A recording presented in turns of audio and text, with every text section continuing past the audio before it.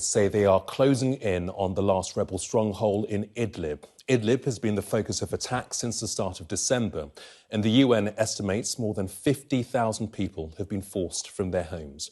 Joining me now from the Syrian border with Turkey is Mark Cutts, UN Deputy Regional Humanitarian Coordinator for the Syria crisis. Many thanks indeed for joining us this morning. There are reports that this humanitarian crisis continues to deteriorate at an alarming scale.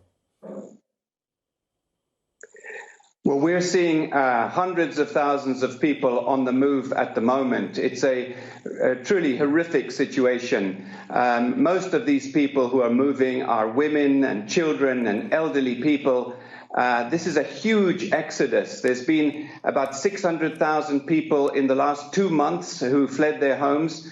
But if we look at the numbers that have fled over the last year, it's now closer to 1 million people who have fled their homes.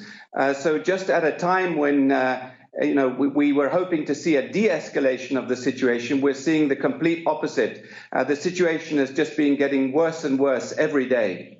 I see the figure from the 1st of December 2019 to the 2nd of February 2020, some 586,000 people have fled their homes. Where exactly are these people being forced to go to? Well, most of these people are moving northwards towards the Turkish border. But the problem is that there's nowhere that seems to be safe these days, because even some of the areas that used to be safe have been coming under attack in recent days and weeks. So people keep moving from place to place. But also, this is an area which is full of displaced people.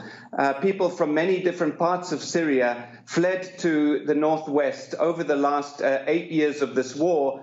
This is where they went to for refuge. And this place itself is now, proving to be more and more unsafe. And people really are desperate, traumatized, they feel terrorized, they just don't know what to do.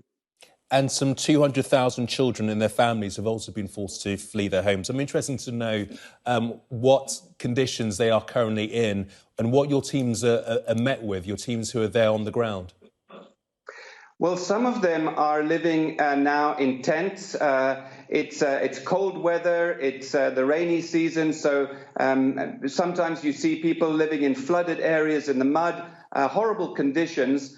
Others are in the towns, they're sleeping in mosques and in schools and in public buildings, but there's not enough shelter. We're even seeing people who are sleeping in their vehicles, they're sleeping under plastic sheets on the streets.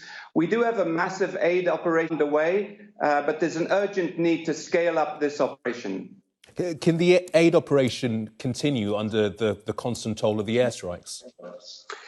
It's a dangerous place to be a humanitarian worker. We've had 2 of our humanitarian colleagues were killed in the last week alone. I just heard reports that another one was injured last night. Many of our humanitarian staff have had to flee their homes with their families, so it's difficult to keep this aid operation going. But we've had more than 1,000 trucks of relief items that were taken in January, so we do have a big aid operation. But with these numbers, it's hard to match the needs. We're appealing for a lot more funding because we really have to scale up this operation.